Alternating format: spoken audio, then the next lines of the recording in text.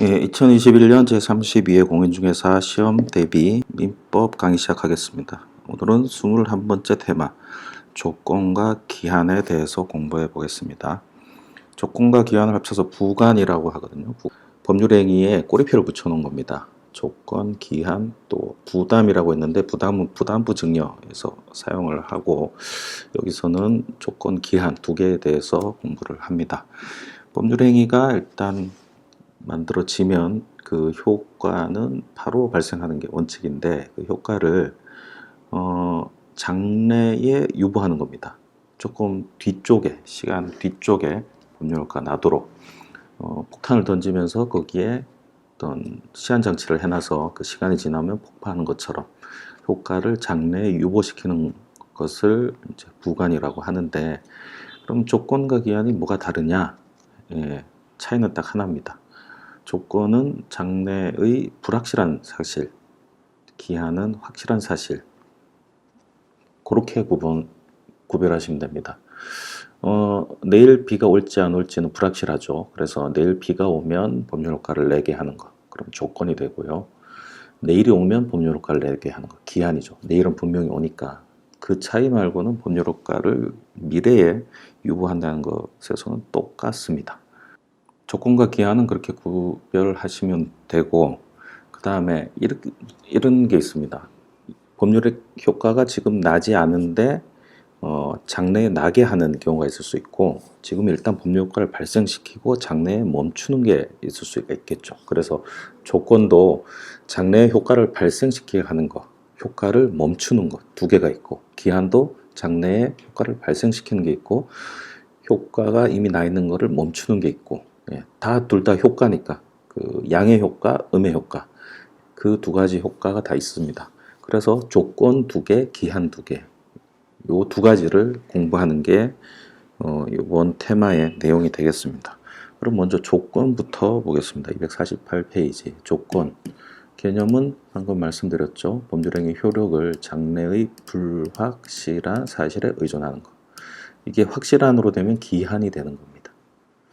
자, 종류 보겠습니다.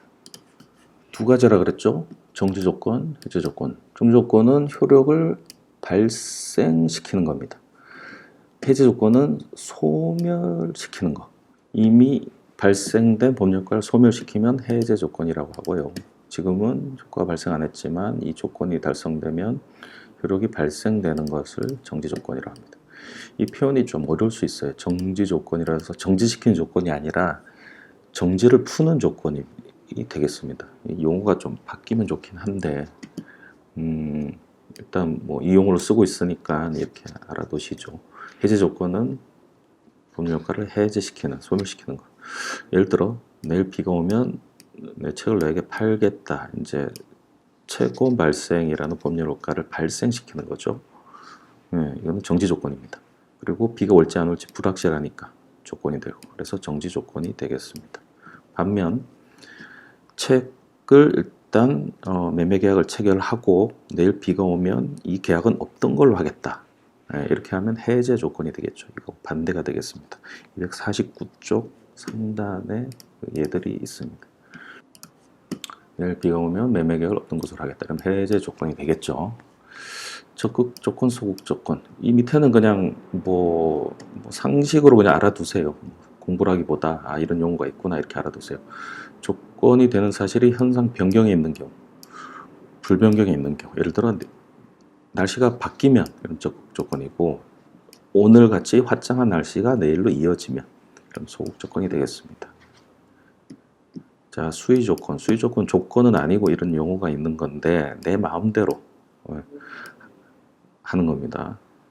내 마음이 내키면 너에게 100만 원 주겠다. 내 마음이 내킬지 안 내킬지 이 부분은 내가 정하는 거죠. 이거를 수의 조건, 순수 수의 조건이라고 합니다. 이거는 조건으로서 성립하기 어렵습니다. 내일이 비가 올지 안 올지는 불확실하긴 해도 둘 중에 하나라는 것은 명백하죠. 그런데 내 마음이 내키면이라는 것은 어떻게 확인할 방법이 없습니다. 그래서 순수 수의 조건은 조건이 아닙니다. 단순 수의 조건은 이제 두 개가 결합되어 있는 거예요. 내가 독일에 가면 너에게 100만 원을 주겠다. 독일에 갈지 말지는 내가 정하는 건 맞긴 한데 독일에 간지 안 간지는 확인은 되죠. 예, 이걸 단순 수의 조건이라고 합니다. 비수의 조건, 우성 조건, 의사하고 관계없는 자연의 사실이나 제3자 행동으로 되는 거. 대표적인 게 이거죠. 비가 오면 당사자 의사하고는 관계없습니다. 자연 현상 또는 내가 결정하지 못할 3자의 행동, 이게 우성 조건이고, 혼성 조건, 예, 당사자 한쪽 의사뿐만 아니라 3자의 의사에 의해서도 결정되는 조건. 내가 저 사람과 결혼한다면 내 의사도 들어가 있긴 하지만 그 3자가 결혼할지가 걸려 있는 거죠. 이게 혼성 조건입니다. 가장 조건, 조건의 외형만 있는 경우, 조건이 아닙니다. 가짜 조건을 말합니다. 대표적인 게 법정 조건입니다. 지금 우리 조건 기한을 할 때 이 부가는 법률 행위에만 적용되는 걸 말합니다. 법률 행위에 붙은 고리표. 이 법정 조건은 법률 행위가 아니죠. 법에서 어떤 법률 효과에 필요한 조건을 단 경우 이거는 부간이 아닙니다. 이건 조건이 아니에요. 예. 이건 그냥 법정 조건, 그냥 법정 조건이고 우리가 여기서 말하는 법률 행위 부간으로서 조건은 법률 행위에서만, 예, 의사표시에 의한 법률 행위에만 적용되는 걸 말합니다. 여기 조건이라 되어 있다는 건 동명이인입니다. 예, 우리가 말하는 조건은 이 조건이 아니에요. 세상에 동명이인이 많죠. 그렇지만 같은 사람 아니죠. 긴변이 여러 명이지만 다 같은 긴변이 아니듯이 조건이라 되어 있다 해도 이거는 법정 조건은 우리가 여기서 배우는 조건은 아닙니다. 그 다음에 불법 조건. 결론만 알아두시기 바랍니다. 조건이 불법이면 법률행위 전체가 무효가 됩니다. 도박해서 따면 돈을 갚을게. 도박해서 따면 이자를 줄게. 이 도박해서 따면이라는 조건이 반사의 질서 행위죠. 그러면 이 돈을 빌리고 받는 것 자체가 무효가 됩니다. 그 조건만 무효가 아니라 법률행위 전체가 무효가 돼요. 갚을 필요가 없습니다. 객관식으로는 이렇게 나오겠죠. 조건이 불법이면 조건만 무효다. 아닙니다. 법률행위 전체가 무효가 됩니다. 아예 그냥 이 103조 선량품 소기타 사회질서 위반된 거는 무효행위 전환도 안 되고 무효행위 추인도 안 되고 반환 청구권도 없고 조건이 무효면 전체가 무효고, 예, 이렇게 됩니다.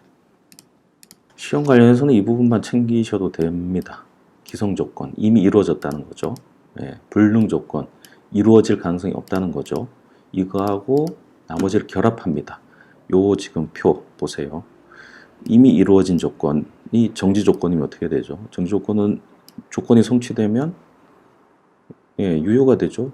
조건이 없는 거랑 똑같아요. 근데 해제 조건이 이미 이루어져 있다. 그럼 무효가 되죠. 해제 조건 자체가 무효로 만드는 거니까 그게 이미 이루어졌다. 무효죠. 반대로 이루어질 가능성이 없는 게 정지 조건이면 영원히 법률 효과 날 수 없죠. 무효. 그 다음에 해제 조건이 성취될 가능성이 없다. 그럼 조건이 없는 거죠. 이게 객관식으로 나와요. 단골로. 근데 이 표를 이렇게 해놨다 해서 이거 외우시면 안 됩니다. 표를 외우면 어떻게 되냐면 이 위치가 나중에 시간이 흐를수록 막 바뀌어요. 이렇게 하지 마시고 그냥 생각을 해보세요. 이미 이루어진 조건이, 예, 정지 조건이면 조건이 없는 거잖아요. 예, 왜냐면 정지 조건이라는 게 법률 효과를 내는 건데 법률 효과를 내는 조건이 이미 와 있어. 그럼 조건 없이 진행되는 거잖아요. 그리고 기성 조건이 성취된 조건이 해제 조건이면 이미 무효 상태로 가는 거잖아요. 이건 반대고. 그냥 생각해서 자꾸 그냥 해보시면 나중에 부담 없이 문제를 풀 수 있습니다. 이거 외우지 마세요, 표. 조건과 기한은 무조건 한 문제는 나와요. 나오는데 이런 식으로 그냥 개념만 딱 묻는 게 나옵니다. 법률 조문이 그냥 나오는 거예요. 깊이 있는 문제가 나오진 않아요. 그런데 꼭 나와요. 근데 또 틀려요. 왜 틀리냐면 이걸 자꾸 암기를 하고 기교적으로 접근하려고 해서 그렇습니다. 이거는 그냥 외울 것도 아니고 그렇다고 계속 꾸준히 공부할 것도 아니고 한 번만 그냥 보고 잊고 있어도 문제가 풀리는 거예요. 근데 이거를 시간도 많이 투입하고, 틀리고 가성비 떨어지는 내용으로 자꾸 하게 됩니다. 그러지 마세요. 한번 보고 그냥 이해하고 넘어가시고 문제 나올 때마다 그냥 푸시기만 하면 됩니다. 조건에 친하지 않는 행위, 그냥 가볍게 보세요. 신분행위, 조건 붙이면 안 되겠죠. 조건부 혼인, 엄수표. 네, 조건 붙일 수 없습니다. 이건 그 자체로 효과가 나야 되니까. 조건부 유언이나 어음 보증은 조건을 붙일 수 있다. 이거는 좀 다른 얘기예요. 남한테 유언으로 뭘 줄 때 조건을 달 수 있어요. 어음 자체가 아니라 어음으로 보증할 때는 조건을 붙일 수 있다. 형성권 행사든 단독 행위도 조건을 붙이지 못합니다. 형성권 행사 할 때 공부를 했습니다. 테마 3에서 조건을 붙일 수 없다라고 언급을 했던 부분, 여기서 지금 다시 만나게 되는 거거든요. 얘기가 나온 김에 교재 49페이지 가시면 형성권 성격 중 4번 조건 기한의 배타적이다 이렇게 돼 있죠. 이거하고 그 부분이 연결되는 겁니다. 여기다가 49페이지라고 적어 두시면 연결해서 보시면 되겠습니다. 자, 4번 조문 한번 볼게요. 시험에 종종 나오니까. 이것도 그냥 생각을 해보세요. 자, 조건이 성취되면 내가 불이익을 받을 것 같아. 그래서 반칙을 써서 조건 성취를 방해합니다. 고의하고 상관없어요. 실수를 하든 어쨌든 방해를 해요. 그때는 상대방은 조건 성취한 걸 주장을 해야 공평하겠죠. 네. 조건이 이렇게 해볼까요? 쿠폰 20장을 모아오면 밑에 있는 예인데 라면을 주겠다. 그러니까 이제 19장 모아서 하나만 더 모으면 라면을 줘야 돼. 그러면 하나 모으기 전에 이 쿠폰 제도를 없애버렸다. 뭐 실수로 없애든 고의로 없애든 상관없습니다. 그때는 20장 모은 걸로 주장할 수가 있다. 이 얘기입니다. 반대로 조건 성취나 이익을 받을 당사자가 반칙으로 조건 성취했을 때 쿠폰 하나를 자기가 안 모으고 남한테 가져온다든지 이제 남한테 가져온 건 인정 안 합니다. 뭐 이런 게 있을 때 그때는 성취 안 됐습니다. 주장할 수 있습니다. 예, 신의 성실에 반해서 반칙하지 말라는 얘기입니다. 이것도 이 문장을 애울 필요가 없고 그냥 객관식에 나오면 생각해서 이러면 안 되지 이렇게 접근을 하세요. 이거 애우면서 시간 들일 게 아닙니다. 할 것도 많은데 왜 그러고 있어요? 그 다음에 공부 법률행위 효력 조건 성취 전에도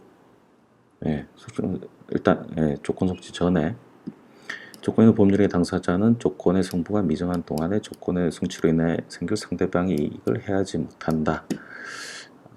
아까 말씀드린 예인데요. 20장 모으면 라면 한 박스 20개짜리를 준다고 했어요. 근데 19장까지 모았는데 쿠폰 정책을 없던 것으로 하는 경우 이때 이 경우 조건 성취를 방해했으면 성취됐다고 주장할 수 있는 것 말고 그게 아니라 부득이 쿠폰 정책을 없앴어요. 그러면 이 19장의 권리가 어디 가냐 이거죠. 이때 성취로 인하여 생길 상대방의 이익 적어도 라면 19개 정도는 청구할 권리가 있지 않느냐라는 부분입니다. 그래서 요거는 뭐 부득이하게 그 조건 성취로 인할 생길 이익이 해하게 되는 경우 그까지의 권리는 인정해주라 라는 거고 방해했으면 전부 인정해주라. 이게 150조가 되겠습니다. 이게 뭐 저만의 해석일 수도 있어요. 이 규정 자체를 그냥 객관식에 나왔을 때 OX를 구분할 정도로 하시면 돼요. 깊이 들어갈 필요는 없습니다. 이해를 위해서 제가 예를 드는 거예요. 149조 보겠습니다.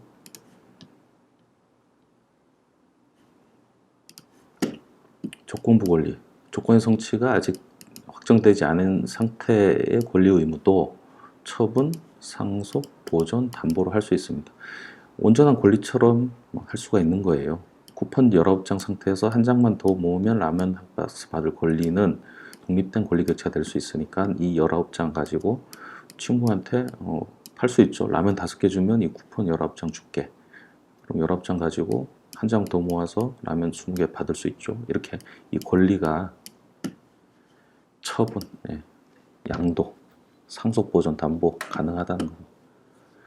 요 시험은 요 그냥 이 지문 자체가 나와서 이게 OX냐 요것만 구별하시면 돼요. 그래서 조건이 아직 성취 안 됐더라도 권리객체로 삼을 수 있다. 이렇게 그냥 이해하고 넘어가시면 돼요.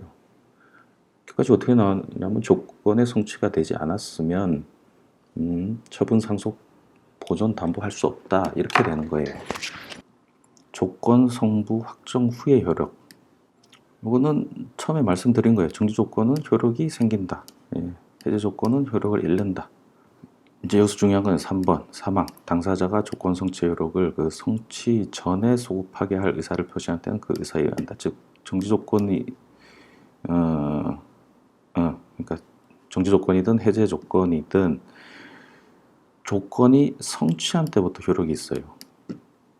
즉 이게 이제 조건이 성취되면 정지 조건은 법률 효과가 없다가 효력이 있는 게 이게 정지 조건이죠. 해제 조건은 법률 효과가 있다가 없어지는 거죠. 요 조건 성취됐을 때부터. 그런데 이제 약속을 어떻게 하냐면 이때부터가 아니라 조건이 성취되면 이때부터 O로 가자. 해제 조건은 이때부터 X로 가자. 이렇게 약속을 할 수 있습니다. 약속을 할 수 있어요. 요게 중요하고 기한에서는 요게 차이가 있는 거예요. 기한은 시기, 종기인데 시기는 이때부터 효력이 생기는 거고 종기는 이때부터 효력이 없어지는 거잖아요. 근데 그거는 소급할 수가 없어요. 왜? 왜 그럴까요? 왜 소급이 안 될까요? 기한은 무조건 오잖아요. 조건은 안 올 수도 있잖아요. 기한은 무조건 와요. 무조건 오는데 소급한다는 건 뭐냐면 기한이 없다는 거예요. 그러니까 기한의 본질하고 반하기 때문에 소급효가 없습니다. 기한은. 뒤에서 보실게요. 자, 기한은 법률행위 효력을 장래의 확실한 사실에 의존. 조건은 불확실, 기한은 확실. 반드시 온다. 종류, 시기와 종기입니다. 시기부터 법률 효과가 생기고요. 종기는 법률 효과가 있다가 없어지고요. 이건 이제 확정 기한. 이 기한은 기한인데 뭐 날짜처럼 딱 정해지는 확정 기한. 불확정 기한. 오긴 오는데 언제 올지 모르는 거. 그게 불확정 기한이에요. 내일 비가 오면 이러면 조건이 돼요. 내일 비가 올지 안 올지. 그런데 그냥 비가 오는 날에는 이렇게 하면 그건 기한이 돼요. 왜냐하면 언젠가는 비가 오죠. 다만 언제 올지 모르니까 기한은 기한인데 불확정 기한이에요. 불확정 기한하고 조건하고 헷갈릴 수가 있어요. 그렇지만 무조건 오면 기한이에요. 근데 언제 올지 모르면 불확정이고 올지 안 올지 모르면 조건인 겁니다. 자, 기한에 친하지 않은 행위, 조건과 친하지 않는 법률행위와 거의 비슷합니다. 여기 그 사실이 발생하지 않는 것으로 확정된 때에도 기한은 도래한 거다. 이거는 정지 조건하고 불확정 기한을 구별하는 거예요. 정지 조건은 이제 법률행위가 발생하는 조건이잖아요. 근데 이게 올지 안 올지 모르는 불확실한 게 조건이고 기한은 무조건 와요. 기한은 무조건 오는데 이게 언제 올지 모르는 거예요. 일대 올지 일대 올지 이게 불확정 기한인 거예요. 무조건 와요. 불확정 기한. 근데 이게 조건으로 헷갈릴 수가 있다는 거죠. 이게 두 개 다릅니다. 언젠간 옵니다. 이게 불확정 기한. 올지 안 올지 모릅니다. 이게 조건. 기한 도래 전 효력 이거는 148, 149 보겠습니다. 요거 말해요. 요거 두 개 기한에도 적용되는 겁니다. 기한 있는 법률행위 당사자는 기한에 도래하기 전에 이익을 해하지 못한다. 또 처분 대상도 할 수 있다. 이건 똑같습니다. 그리고 효력, 시기, 그때부터 효력 발생, 종기, 그때부터 효력 잃고 그런데 하나 다른 거, 이 사망이 없죠. 아까죠. 소급효 약정할 수 없다. 왜냐하면 기한은 반드시 도래하므로 소급효를 인정하는 건 기한의 존재가 없는 것도 같아요. 조건은 소급효 약정할 수 있지만 기한은 소급효 약정을 못합니다. 조건, 기한 모두 그때부터 효력이 달라지는 거예요. 이때부터. 근데 조건은 소급효를 특약할 수 있고 기한은 소급효를 특약할 수 없습니다. 이 차이가 있습니다. 자, 기한의 이익이라는 개념이 있는데 기한이 남았을 때 당사자가 받는 이익, 주로 채무자가 갖는 시간적 이익입니다. 내가 돈을 빌렸어요. 빌려서 이때 갚아. 갚기 전에는 내가 갚을 의무가 없는 요 기간 동안에 갚을 의무가 없는 요 기간, 요걸 기한의 이익으로 보는 거예요. 포기할 수 있어요. 내가 요때 갚는 거를 그냥 요때 갚겠습니다 해서 이 기한의 이익을 요만큼 포기할 수 있어요. 요때 변제를 하겠습니다. 그런데 상대방이 이익을 해야지 못합니다.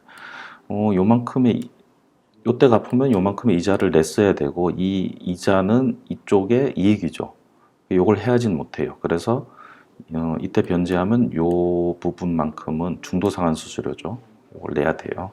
그래서 빨리 갚는다고 좋은 게 아니고 상대방 입장에서 받을 이자 수익 같은 거는 물어줘야 됩니다. 그래서 기한의 이익은 포기할 수 있는데 상대방 이익은 해야지 못합니다. 기한이익 상실, 내가 꾸준히 갚으면 이때까지는 그러니까 할부를 뭐 한다. 이때까지는 원금 상환을 안 해도 되는데 이 중간에 내 의무를 이행하지 않으면 기한이익이 없어지고 바로 원금을 갚으세요. 이럴 수 있는 거예요. 채무자가 경제적 신용을 잃는데 일정한 사유가 있는 경우 채무자는 기한의 이익을 상실하며 채권자의 이행 청구를 거절하지 못한다. 기한이익이 상실되면 이행 청구를 바로 받는 겁니다. 은행 대출 등 금전 소비 대차 거래에서 기한이익 상실 특약을 많이 하죠. 이는 특성상 기존의 금전 소비 대차 등 계약에 해제하는 효과를 가져오죠. 기한이익 상실 특약은 구조상 특별한 사정이나 해제 조건부 기한이익 상실. 자, 해제 조건부 금전 소비 대차 계약이 이렇게 유효한데 여기서 어떤 신용 상실이 있다. 그러면 이걸 깨버리는 거죠. 그래서 여기 원래 유효하게 진행될 게 무효가 돼버리죠. 그래서 해제 조건이 되는 겁니다. 그 특약 자체가 기한이익 상실 특약이 해제 조건이 되는 거예요. 요거를 뭐 정기조건부 기한이익 상실 이렇게 객관식에서 내죠. OX 문제로. 앞에 잠깐 언급드렸는데 조건과 불확정 기한 구별. 조건은 올지 안 올지 그 자체가 불확실한 거. 불확정 기한은 오긴 오는데 언제 올지 모르는 거. 요 차이입니다. 내가 죽으면 이 노트북을 너에게 준다. 이런 언젠간 죽죠. 근데 언제 죽을지 몰라요. 그래서 이거는 기한이 되는 거예요. 내일 내가 죽으면 이건 조건이 되죠. 내일은 죽을지 안 죽을지 모르니까. 자, 요 예를 보세요. 임대차 계약이 만료돼서 임대인은 보증금을 받아내야 되는데 이때 임대인 임차인에게 1개월 동안 광고해서 새로운 임차인이 들어오면 보증금을 받아주겠다. 1개월 안에 새로운 임차인이 온다. 이게 조건이냐 기한이냐. 그거는 1개월 동안 새로운 임차인이 이제 들어오도록 노력해서 받아주겠다는 건데 1개월 안에 새 임차인이 안 왔어요. 그러면 보증금 줘야 돼요, 안 줘야 돼요? 안 들어와도 줘야 되죠. 보증금 줘야 돼요. 다만 1개월 동안 연기해 준 것 뿐이죠. 그래서 이건 조건이 아니라 기한입니다. 기한. 반드시 줘야 돼요. 임대인이 그러니까 새로운 임차인이 안 들어오면 안 줘도 되는 게 아니라 반드시 줘야 되는데 다만 그걸 1개월 동안 미뤄준 거죠. 그래서 이거는 기한이 됩니다. 불확정 기한. 요 내용이 성취되든 성취되지 않는 걸로 확정되든 법률 효과, 보증금 반환이라는 효과는 발생합니다. 즉 조건으로 보면 이런 문제가 있다는 겁니다. 따라서 이는 기한입니다. 그 사실의 발생이 불가능하게 되었다면 이 기한이 도래한 것으로 봐야 됩니다. 258페이지 문제가 객관식으로 뭐 이 정도 수준에서 나옵니다. 이 파트는 무조건 한 문제는 나오지만 깊이 있게 나오진 않는다. 이해를 하고 OX를 골라낼 정도만 공부하면 되는 거지 이거를 도식화해서 외우거나 막 깊이 있게 들어가시면 안 돼요. 그렇게 공부할 파트는 아닙니다. 자, 오늘까지 조건과 기한 함으로써 법률행위 파트를 마치고 이제 물권법만 남았습니다. 그동안 강의가 지체된 거 양해 부탁드리고 물권법 부분은 앞에 했던 채권과 법률행위를 정리하면서 같이 연결하면서 가게 될 겁니다. 들어주셔서 고맙습니다. 오늘 여기까지 하겠습니다. 감사합니다.